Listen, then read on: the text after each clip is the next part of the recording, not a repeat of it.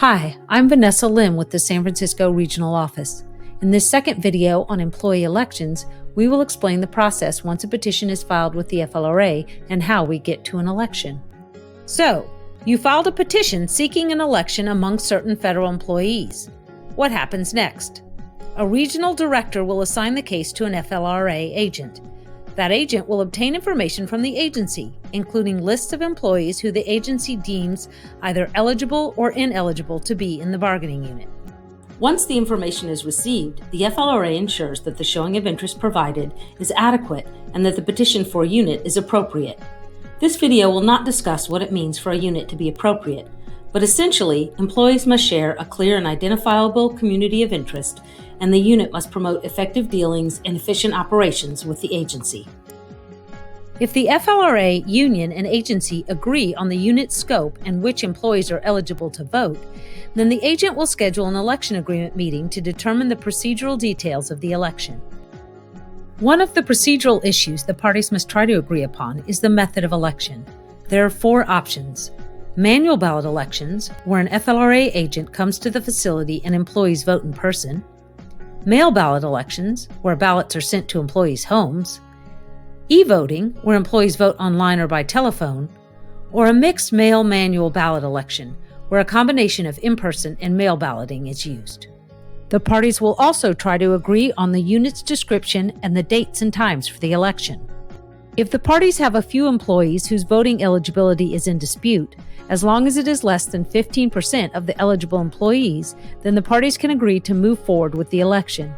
For example, if there are 100 employees in the proposed unit and less than 15 employees are in dispute, then the election can still move forward. The election agreement will include a stipulation with the names and positions of disputed employees. If they end up voting, their votes will automatically be challenged by the party disputing their eligibility. If the parties reach consensus on everything, they sign the agreement. The parties also initial the final lists of employees they agreed are eligible or ineligible to vote. The agreement is then presented to the regional director for final approval. If the parties cannot agree on all of the election procedures, the regional director has the authority to order the procedures.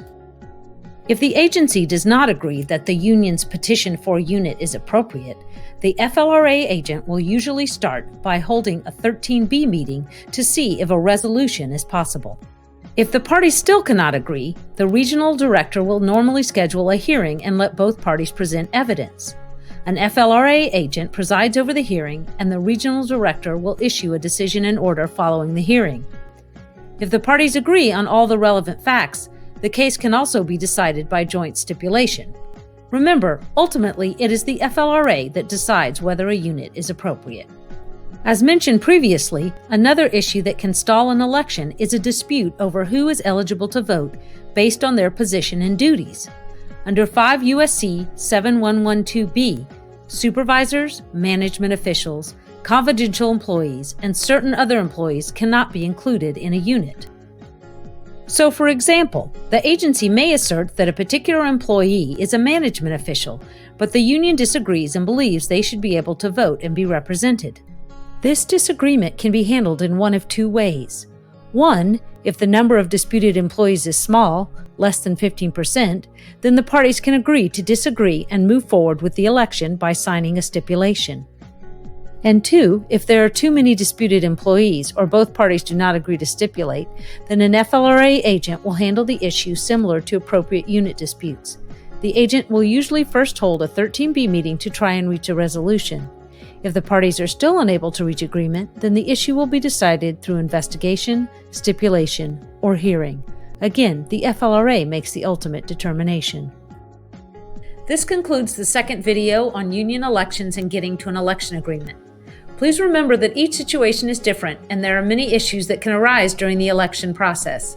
This is basic information based on common scenarios. For more information, visit us online where you can find information on the topics listed here. And, as always, please feel free to contact any of our regional offices for assistance filing your petition and any questions.